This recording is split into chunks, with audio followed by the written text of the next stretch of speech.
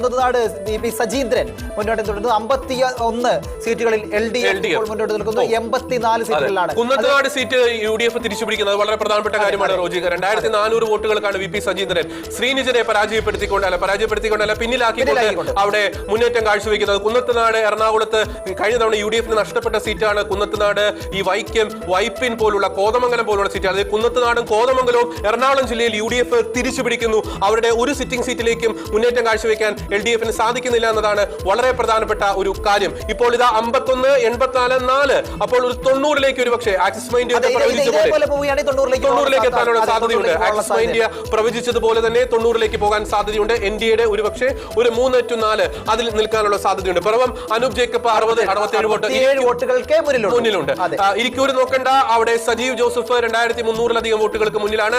നേമത്ത് രാജീവ് ചന്ദ്രശേഖർ 115 വോട്ടുകൾക്ക് മുന്നിൽ. Aranmula UDF, Konni UDF, Adoor LDF ആണ് ഇപ്പോൾ. കരുനാഗപ്പള്ളിയിൽ UDF, Chirayinkeezhu UDF, Nedumangad LDF, Vamanapuram UDF, Kazhakkoottam LDF, Vattiyoorkavu UDF, Thiruvananthapuram UDF, Nemom NDA, Aruvikkara, Parassala, Kattakada, Kovalam, Neyyattinkara UDF. അപ്പോൾ തലസ്ഥാന നഗരി UDF പിടിക്കുന്നു. ഓക്കെ, തീർച്ചയായിട്ടും. അപ്പോൾ ഒരു വേവ് ഇതുവരെയുള്ള UDF ഉണ്ട് എന്ന് തന്നെ നമുക്ക് പറയാൻ കഴിയും. കാരണം തലസ്ഥാന നഗരിൽ ഒട്ടുമിക്ക സ്ഥലങ്ങളിലും UDFന്റെ തേരോട്ടം തന്നെയാണ് നടന്നുകൊണ്ടിരിക്കുന്നത്. കോഴിക്കോട് പോയി കഴിഞ്ഞാലും കാസർഗോഡിൽ മാത്രമാണ് ഇല്ലാത്തത് അല്ലേ?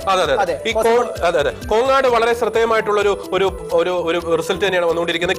തുളസി UDFന്റെ തുളസി ശക്തമായിട്ടുള്ള ഒരു മുന്നേറ്റം അവിടെ കാഴ്ചവെക്കുന്നുണ്ട്. LDFന്റെ സിറ്റിംഗ് സീറ്റാണ്. കോങ്ങാട് ആര് ജയിച്ചാലും അവിടെ വരുന്നത് ഒരു വനിതാ സ്ഥാനാർത്ഥിയായിരിക്കും. കോങ്ങാട് നിന്ന് തുളസി അവിടെ ജയിച്ചു കയറുന്നു. അപ്പോൾ എനിക്കൊന്ന് ഇപ്പോൾ മാനന്തവാടി ഓൾറെഡി അവിടെ ഉഷ അവിടെ മുന്നിലാണ് UDFന്റെ. അപ്പോൾ ബത്തേരിയിൽ IC ബാലകൃഷ്ണൻ 4585 വോട്ടുകൾക്കാണ്. ഇതാ LDFന്റെ സീറ്റ് താലി 50 താഴേക്ക് വന്നിരിക്കുന്നു. 49ലേക്ക് LDF വന്നിരിക്കുന്നത്. 86 സീറ്റുകളിലേക്ക് UDF ഉയർന്നിരിക്കുകയാണ്. 4 സീറ്റുകളിൽ NDA. അപ്പോൾ UDFന്റെ ഒരു വേവ് പറയാൻ സാധിക്കും. കാരണം തിരുവനന്തപുരം നമ്മൾ പറഞ്ഞിരുന്നു, അവിടെ ശക്തമായിട്ട് മുന്നേറ്റം കാഴ്ചവെക്കുന്നു. കോഴിക്കോട്, ഈ 2 ജില്ലകൾ, പത്തനംതിട്ട നമ്മൾ പറഞ്ഞതാണ്, തൃശ്ശൂരൊക്കെ. അപ്പോൾ അവിടെയൊക്കെ അപ്രതീക്ഷിതമായിട്ടുള്ള മുന്നേറ്റം. പാലക്കാട് ശോഭാ സുരേന്ദ്രൻ മുന്നോട്ട് തന്നെയാണ് 13 വോട്ടുകൾക്ക്. പക്ഷേ അത് അത്ര സേഫ് ആയിട്ടുള്ള ഒരു ഭൂരിപക്ഷമല്ല.